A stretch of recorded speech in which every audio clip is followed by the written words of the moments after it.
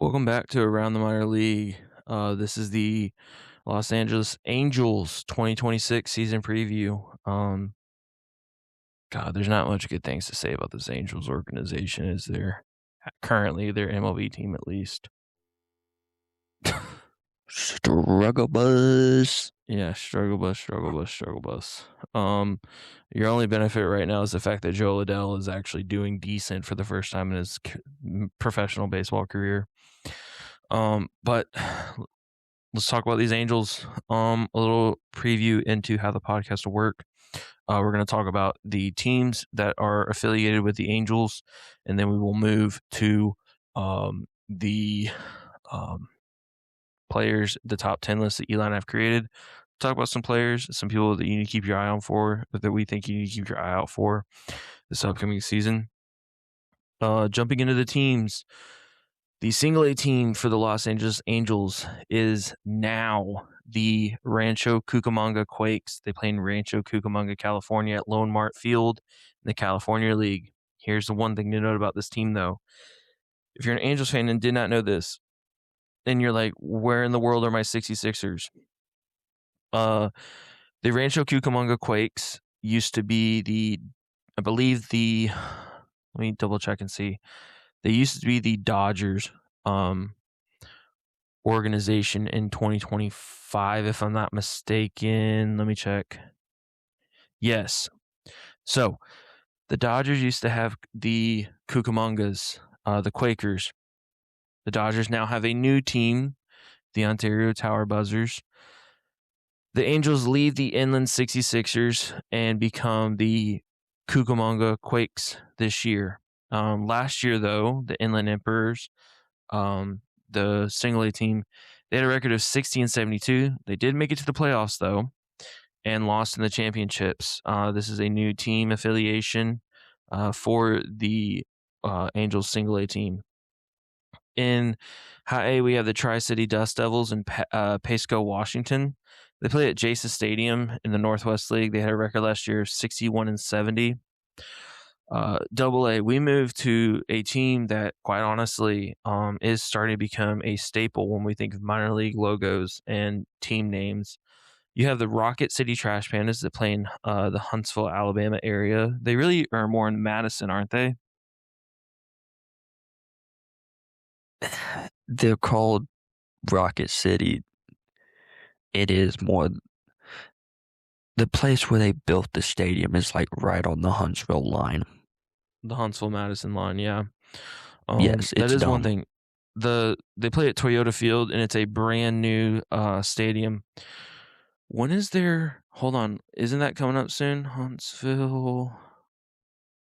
Hold on the fly. I know what you're looking up. Yes. Shortly after this episode comes out, the Trash Pandas will be playing the Toyota Red Cruisers. If you do not know what this series is about, go back and listen to. Do you remember what episode it was? Was it like it was real early into us doing this, wasn't it? It's like episode 2. Was it 2? I'm pretty sure. Let me check real quick. Yeah, do a double check and see. Episode 2. Yeah, episode 2. We talk about what this series is and why it's important. So, if you want more information on why the Trash Pandas are playing a Toyota baseball team, go listen to that episode 2 podcast. Rocket City plays in the Southern League. They had a record last year of 45-92. In AAA, you have the Salt Lake Bees that play in Salt Lake City, Utah, at the ballpark at America First Square. They play in the Pacific Coast League and had a record last year of 65-84. None of these teams had an above 500 average, which is not good considering where their major league team currently sits and stands. So, you want to go? You want to start with the players? I can. Number 1 on our list is Tyler Breamner. He is a right-handed pitcher. He's the number 81 prospect in all of minor league baseball. He is a 2025 first-round draft pick. He's the second overall pick. Had 14 starts at UC Santa Barbara. Was 5-4. Huh? If you listen to the 11.7 podcast, you understand what UC Santa Barbara is. They are the Gauchos, and they are a staple of that podcast. Oh yeah, I'm a diehard 11.7 fan. Just shouting out another podcast. I'll do it. I want to be on their podcast. Hey, reach out. Let's see. They are 5-4. He was 5-4. Had a 3.49 ERA. Pitched 77s in the third innings. Had 111 strikeouts. Had a 215 average against him and a 1.02 whip. Has a fastball in the high 90s. Changeup in the mid 80s. A slider in the upper 80s. Hasn't had a true starting pitcher workload. 2025 wasn't a good year to base his ability. Yeah, this last note you don't have to say if you don't want to. Well, out of respect for him, we won't. Well, Bremer had some personal stuff going on in 2025 in his year at Santa Barbara. I mean, it's probably not. His mother passed away, and so I can't imagine his ability, like him to have the mental fortitude to still play. And I mean, even though God, the numbers he put up were still impressive for what he was dealing with, to be honest with you. So yeah.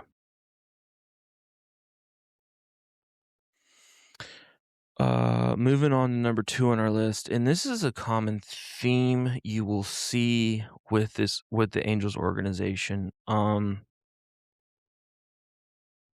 Royals do not like to let pitchers sit in the minors for too long, to be honest with you. You mean the Angels? Who did I say? Royals. My bad. The Angels. That's so bad. The Angels do not like to let pitchers sit in their minor leagues for too long. And the guy that comes in at number 2 on our list, Ryan Johnson, is proof of this. Johnson was a 2024 draft pick. His first year of professional baseball was 2025. He had 12 starts in AAA. He had a 4-3 record, a 1.88 ERA, pitched 57 and 1/3 innings, had 65 strikeouts, 196 an average against of 196 and a whip of 0.89. And in that same season, he goes and pitches 14 appearances in the MLB for the MLB team in his first year of professional baseball. He had a 1-1 average, a 7.36 ERA, a 14 2/3 innings, 16 strikeouts, a 3.64 average against him, and a 1.98 whip. To be honest with you, he did start 2025 in the MLB, which is insane if you think about. He has a fastball that sits in the low 90s, a slider in the low 80s, a cutter in the low 90s, and a changeup in the mid 80s. I think this is the year he needs to figure out whether he wants to be a starting pitcher or if he wants to be a bullpen guy. In all seriousness, but yeah, this is not the last time you'll hear of a pitcher. Like this is not rare for these pitchers to come into this organization and then get thrown straight into the wolves. So number 3 on our list is Denzer Guzman. He is a shortstop. Split time between AA and AAA. Most of his time in AA. He did play 13 games in the majors. His stats while in the minors were 247 average, 343 on base percentage, 426 slugging, 17 home runs, 74 RBIs, and 14 stolen bases. Stats for his games in the majors: had a 190 average, 209 on base percentage, 357 slugging, 2 home runs, 3 RBIs, and no stolen bases. 2025 showed true power with the 17 home runs. Has good defense at shortstop with a very good arm. Wants to kind of use, so the Angels want to use him as a utility guy. Yeah, I think this is a guy that you could see that in a 3-game series could start game 1 at short, start game 2 at second, and could start game 3 in right field, in all honesty. I mean, he had 19 home runs last year. Really, if you think about it, if you combine his two, the highest he had before this season was 7. So the bat is starting to figure itself out, and it's kind of why he got what we call the attaboy call up to go play in the MLB last year. Moving on to number 4 on our list, we have Nelson Rada, an outfield in the Angels organization. Last year, he split his time between AA and AAA. Most of his time was in AA. He had a 292 average, a 398 on base percentage, a 360 slugging. He had 2 home runs, 39 RBIs, and 54 stolen bases. 2025 was a great year at the plate for him. Biggest question is, can he keep those numbers come 2026 season? It's the biggest jump that he's really made in baseball with better numbers. This dude has serious speed in the field and on the bases. So if he gets on the base, he's obviously, with 54 stolen bases, he can snag a few bags for you and get a guy in field in scoring position. I think the only thing they want to see from him is a little bit more power to just have more than 2 home runs.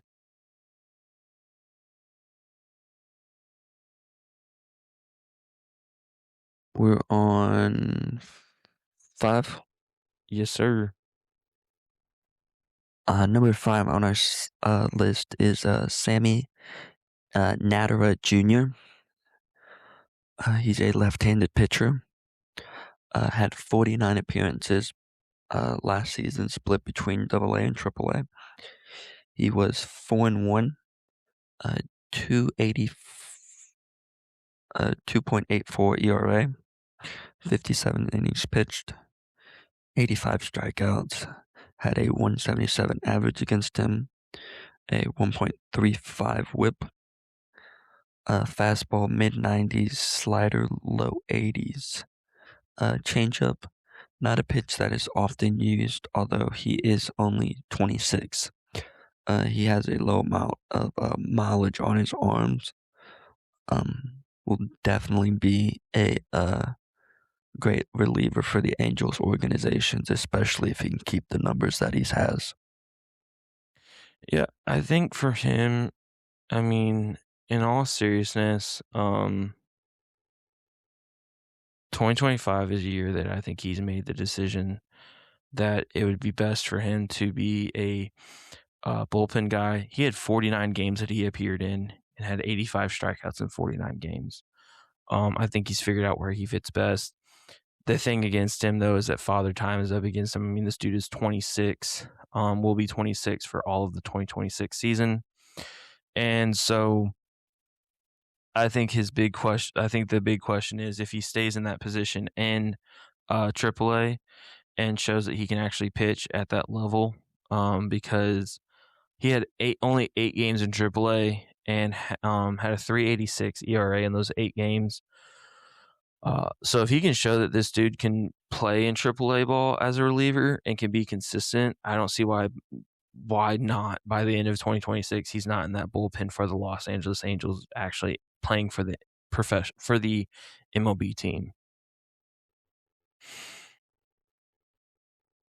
Moving to, I'm trying to find this guy. Hold on.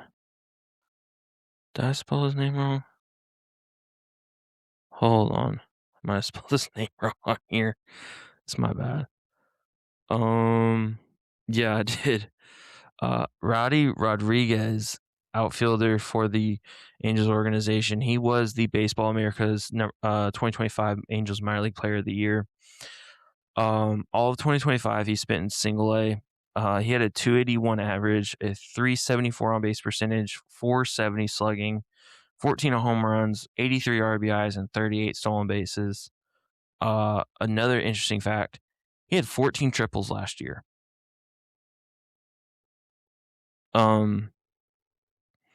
A lot of people think Bro got him some wheels. yeah. A lot of people think 2025 was a year of what to expect out of him. He does have a lot of swings and misses, but he does have power that offsets the swing and misses. And I think it does show that his speed helps him tremendously, not only on the bases, but his ability to cover in that outfield. I do think over long term time wise, he'll be a corner guy. But I think to start out, he'll be in the middle, but should move to the corner outfield. But this is a dude that played last year on my career mode on the rookie setting with numbers like he has. And so I think the biggest issue is that expectations been set as to, hey, this is what I can do. And so the question is, can you do that again this year?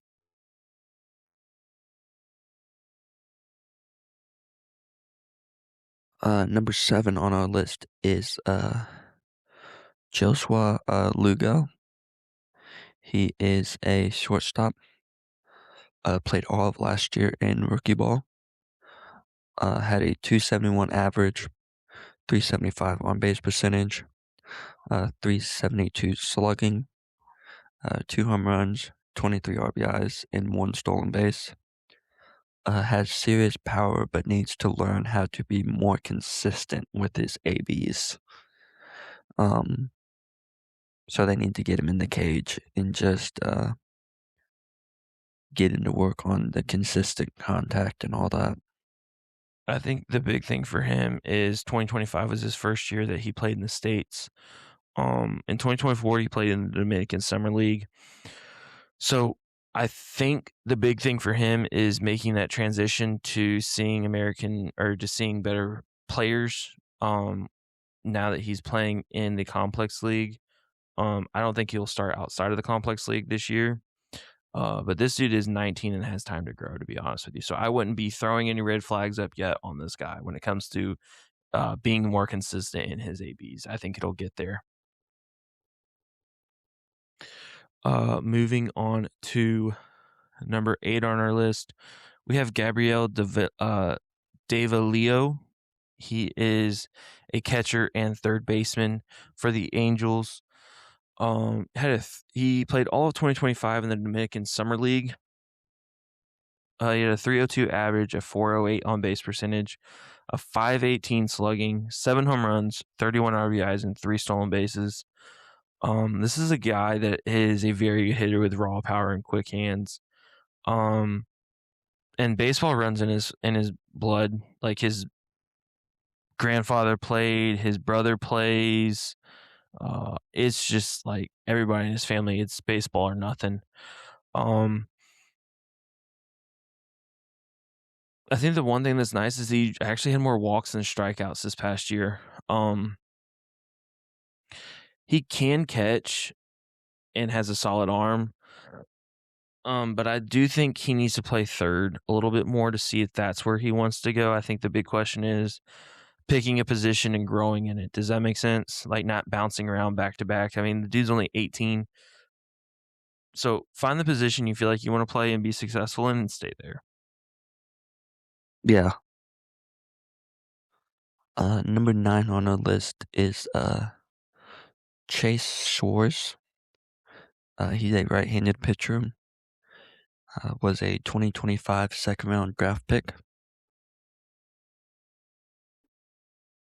Appeared in 23 games and started in 9 at LSU.